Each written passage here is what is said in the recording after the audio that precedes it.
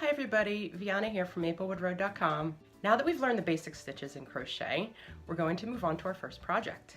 If you haven't learned the basic stitches or if you just want to review them, you can go back and look at lesson 1 and 2 here on YouTube at youtube.com/maplewoodroad, or you can also find them at our website at maplewoodroad.com. Today's lesson, we're going to be making this absolutely gorgeous infinity scarf using the even moss stitch. The even moss stitch uses stitches that we've already learned in the first 2 videos. Those are the chain stitch, the slip stitch, and the half double crochet. For this scarf, to get to my 7 inches in width, I used a number 4 worsted weight yarn and a J-hook, so it took me 28 rows. If you're using a finer yarn and a smaller hook, it'll take more rows than that. If you're using a chunkier yarn and a bigger hook, it'll obviously work up a whole lot faster. I also used 370 yards of that number 4 worsted weight. So let's get started.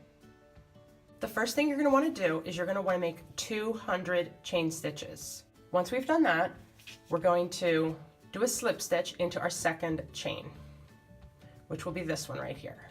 We're just going to insert our hook through the work, yarn over, and pull through both for our slip stitch. In the next chain, we're going to do a half double crochet. So you're going to yarn over, insert through the work, yarn over again, pull through the work only, yarn over again, and pull through everything. You're going to continue on this way, alternating the slip stitch and the half double crochet until you reach the end. And in the next step, we'll show you what to do at the end with turning.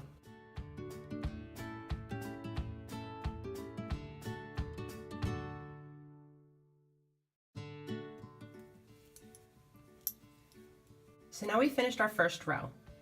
And as you saw, I ended with a slip stitch. You always want to end each row with a slip stitch.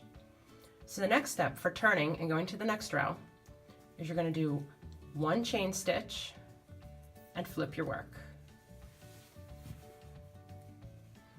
After you've flipped, you're then going to do a slip stitch in the first chain here, or in the first loop, I'm sorry, making sure to go through both front and back loops from now on. So you're going to do a slip stitch here, and the next one here. Through both of these loops, you're going to do a half double crochet.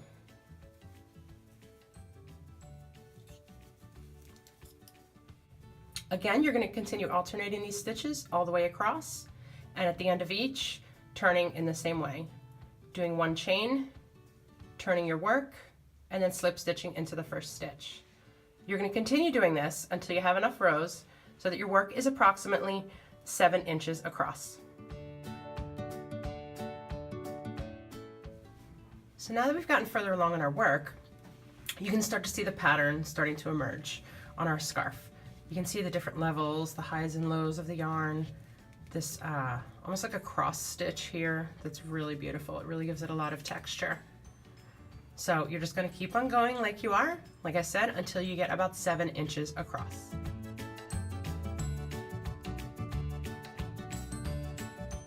A couple tips I want to point out as you're going along is first, try to keep your tension a little bit loose. That's something everyone struggles with when you're first starting out. It'll just take practice and you'll get more consistent with your tension. The reason I mention that is because if you crochet your stitches really tightly, you're going to be fighting against yourself to try to fit this hook in through your tight work. So try to work it a little bit looser, and that's a skill that you can just work on over time. The other thing I want to mention is these kind of diagonal stitches that you see that I pointed out earlier. That's your half double crochet, and in between are your slip stitches. So one way you can tell that you're on track is that your half double crochet is going to go above your half double crochet and your slip stitch is over your slip stitch. So for example, right here I can see that there's a diagonal sticking up here. So in that loop right here, I'm going to do a half double crochet. The next one is slip stitch. I see that diagonal again, so that's a half double crochet again. And as you're going along, that's a way to see that you're staying on track. So as I said, these diagonal stitches here will show you where your half double crochet is. So make sure you're not picking up that loop, but rather the 2 loops that are they're on top and on the back side a little bit. So you can pick up these 2 loops, then these 2, then these 2. You don't want to pick up this one here. That way you can keep track of where you are in your work, and you can see that the pattern will be consistent throughout. So now we've reached our desired width of 7 inches, which for me, using the worsted weight yarn and the J-hook, took 28 rows. So now we're ready to connect the 2 ends. When I finished the last row, I left a long tail, about 2 feet long, which I'm sure is too much, but I'd rather have too much than not enough.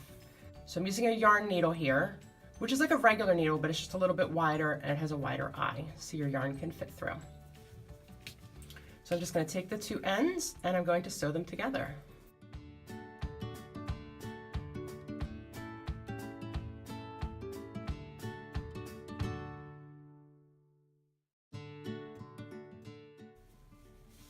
Okay, so that was our last stitch, sewing it together. The only thing left to do is to tuck the ends in, but you just want to tuck it in a couple of these stitches.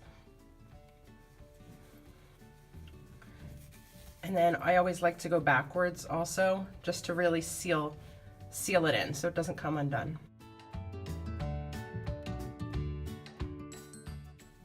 Clip off that end. And then I'm going to do the same with this tail from the beginning. I'm going to tuck that in.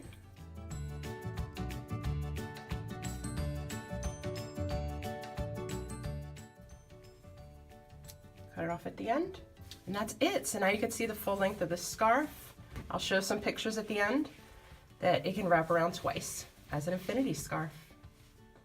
So good luck on your project and enjoy. Make sure you visit our website at maplewoodroad.com or our Facebook page at facebook.com/maplewoodroad and show the projects that you've made. I can't wait to see your scarves or your other projects. Happy crocheting!